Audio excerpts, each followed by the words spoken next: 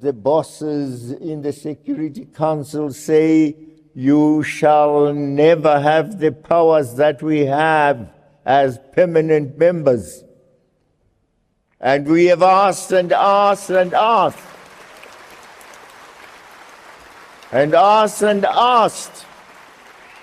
Reform the Security Council.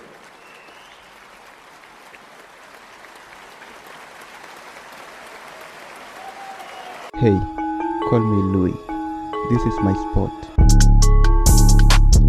LuiSpot. The United States, through their ambassador to the United Nations Security Council, Linda Thomas, have announced that the United States is in support of Africa having 2 permanent seats at the UN Security Council. Now, in this video, we answer who are these going to occupy these 2 African permanent seats at the Security Council. Are they really going to have veto powers? And how is this going to operate in general? We also take a look at the opinions of 2 African presidents, the Rwanda president and South Africa president, in this whole matter. Take a look. In addition to the countries we long supported for permanent seats, India, Japan, and Germany. In addition to non-permanent memberships for African countries, the United States supports creating 2 permanent seats for Africa on the Council.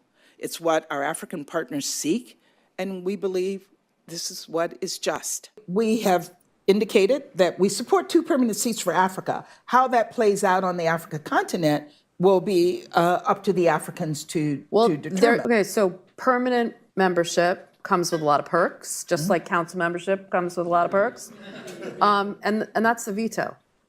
So these new members, are they going to have veto power? So we've been very, very clear that we do not support expansion of the veto. And, you know, I've had a number of discussions with my African colleagues who put this kind of take it or leave it position on the table. We get 2 seats and we get the veto. And the reason we want the veto is because you have it. But the reason we hate the veto is because it makes the council dysfunctional. We don't want to give up our veto power. And we do think if we expand that veto power across the board, it will make the council more dysfunctional. The veto power is not all-encompassing. I was just checking before coming here. We've passed over 180 resolutions in the past 4 years.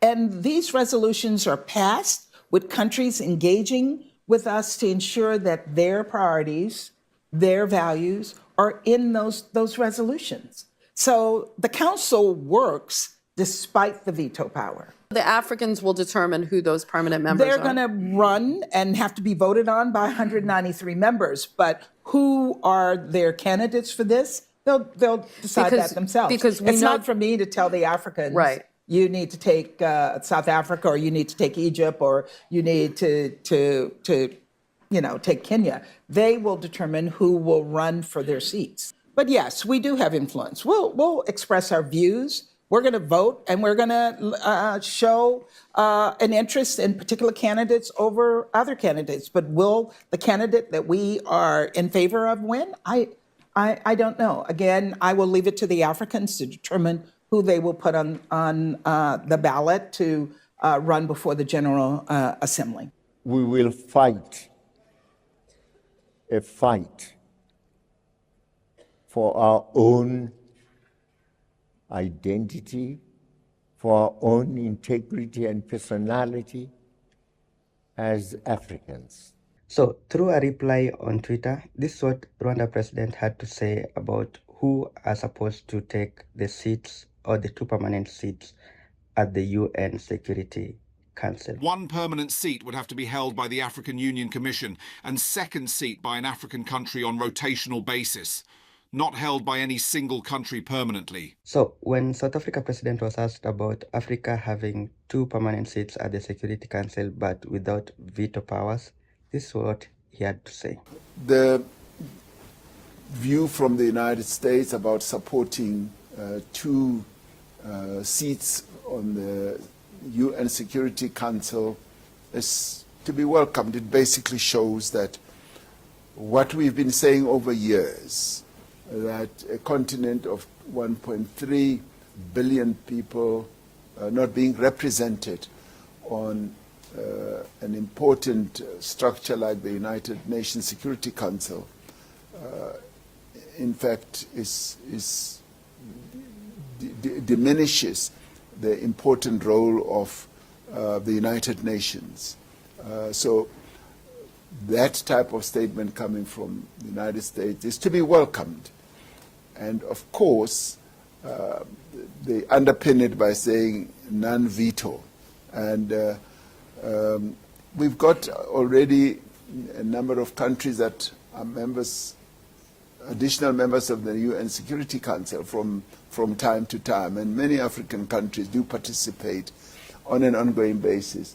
So we would argue that we too, those who are added, must also enjoy the same right that the 5 permanent security members have, because adding 2 African seats without the same rights means that we become second-class citizens once again, and we demand and require that we should have serious participation on the UN Security Council. But the good thing is that in the past there's been reluctance in those types of bodies to even contemplate, a permanent seating of Africa on that body. So there's progress, there is movement. We now need to move the needle a little bit forward and say we cannot have second-class participation as Africa on the UN Security Council. How would Africa go about choosing those 2? In the end, it's got to be an AU, African Union decision. So it's not for us as South Africa to vocalize that. It must be a decision that will be taken by the African Union, and we will abide by whatever decision is taken by the African Union. Now, that sums it up for this video. What do you guys think? Share thoughts and opinions in the comment section below. Let's have a proper discussion about this without having me impose my opinions and ideas on this matter. Give this video a thumbs up if you liked it, so that the YouTube algorithm can know that this video was so much interesting and share it far wide to more avid viewers just like you. Subscribe and click the notification bell if this is your first time watching these videos, and so that you can be notified as soon as we make a new upload on videos just like this. My name is Louis. Until next time, peace out.